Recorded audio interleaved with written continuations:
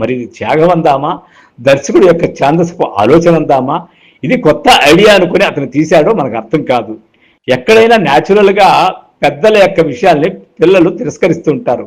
కానీ ఇక్కడ పిల్లలు పెద్దల కోసం చాలా పెద్ద పెద్ద త్యాగాలే చేస్తుంటారు.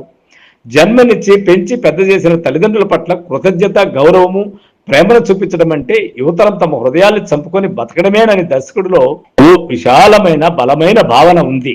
అయితే దానికి అనుకూలంగా సినిమా నడవదు. పెద్దల భావాలకు అనుకూలంగానే నడుస్తుంది. వారి కోసమే పిల్లలు త్యాగాలు చేస్తూ ఉంటారు. పెద్దల కోసమే పిల్లలు బతకాలనడం అన్యాయం కదా అని మనం అనుకోవచ్చు, కానీ దర్శకుడు అనుకోలేదు.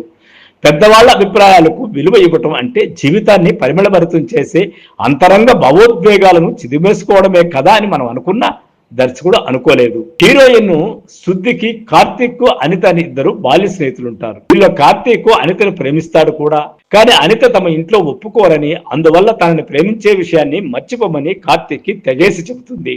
కార్తీక్ ఎంత కన్విన్స్ చేయాలని చూసినా అనిత ఇంట్లో అడిగి కూడా చూడదు. పైగా శుద్ధి అనితతో ప్రేమ వద్దనుకొని మంచి పని చేశావు అని కితాబునిస్తుంది. అనిత నిర్ణయము వాళ్ళిద్దరికి మంచే చేస్తుందని అంటుంది. అసలు ఎక్కడ ఏ కాలంలో ఉన్నాడు ఈ దర్శకుడు? మనకైతే హెడ్ఏక్ తెప్పించేటట్టుగా ఉంటాయి అలాంటి భావాలతో జరిగే సీన్లు. తాత్కాలికమైన పని మీద ఊటీలో నివాసం ఏర్పరచుకున్న వరుణ్ అనే అమెరికన్ తెలుగు యువకుడు శుద్ధి పట్ల ఆకర్షితుడై ఆ తర్వాత ఆ అమ్మాయి తన పట్ల ఆకర్షితురాలయ్యేలాగా చేస్తాడు.